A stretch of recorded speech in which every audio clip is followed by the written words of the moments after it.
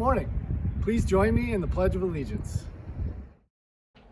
I pledge allegiance to the flag of the United States of America and to the republic for which it stands, one nation, under God, indivisible, with liberty and justice for all.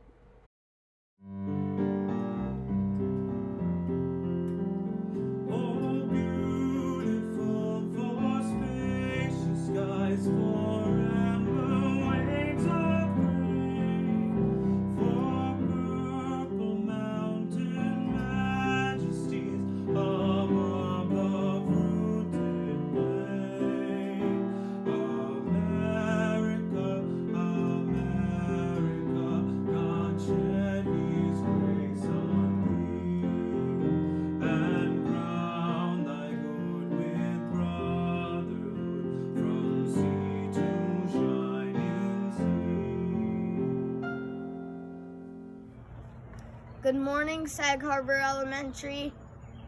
Today is Thursday, May 7th, 2020. The weather forecast today is mostly sunny with highs in the 50s. Get outside and enjoy the great weather. Upcoming events. Your remote learning continues.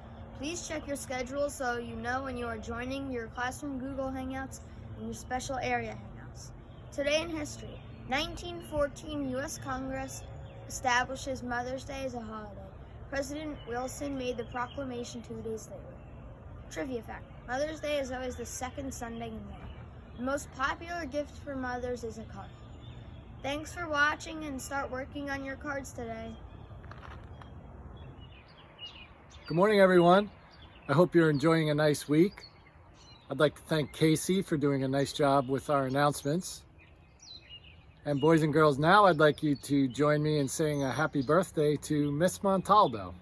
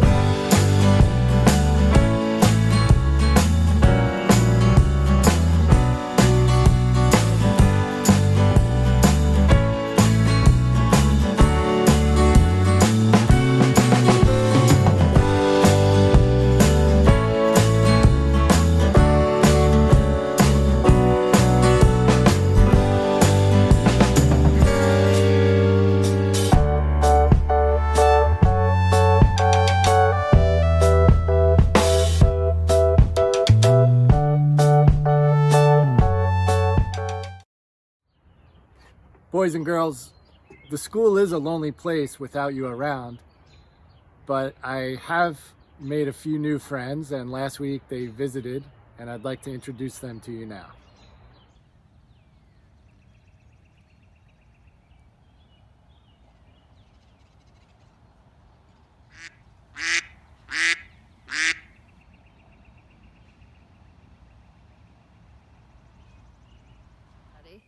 Mr. Malone was telling me that he had videotaped a duck out on the soccer field, and it made me remember that way back in 2008, my kindergarten class saw a duck out there, and we went out in the rain and slowly crept up on it and observed it.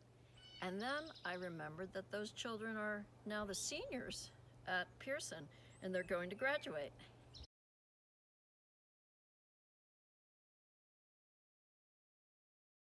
Make Way for Ducklings by Robert McCloskey.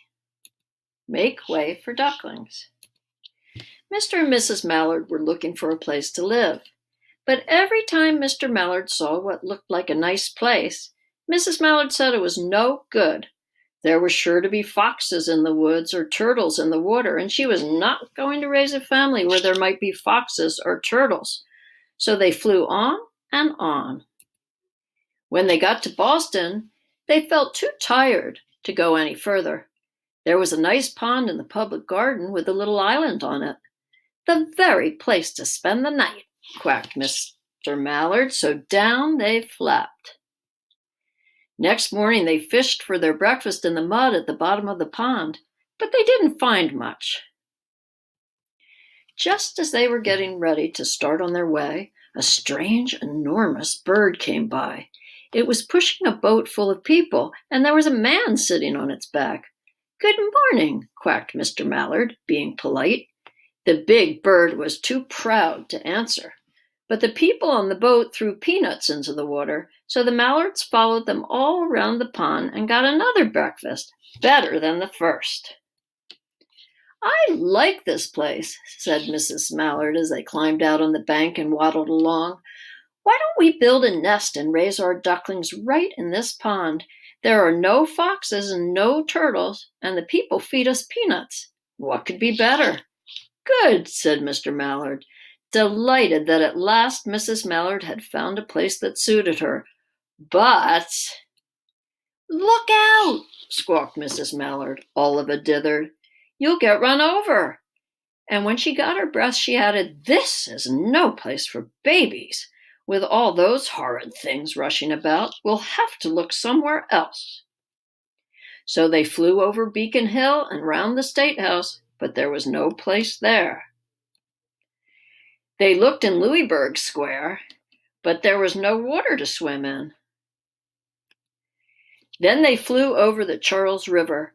"This is better," quacked Mr. Mallard. "That island looks like a nice quiet place, and it's only a little way from the public garden."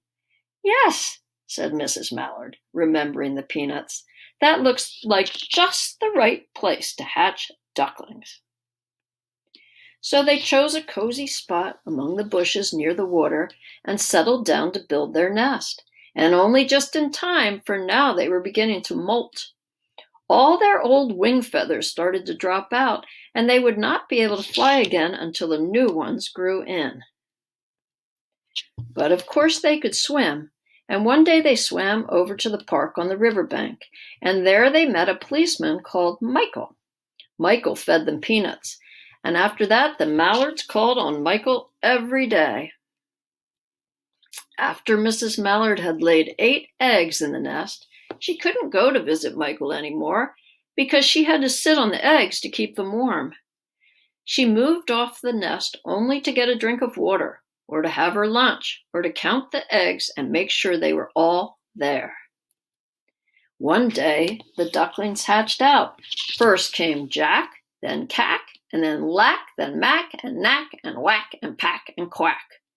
Mr. and Mrs. Mallard were bursting with pride. It was a great responsibility taking care of so many ducklings, and it kept them very busy.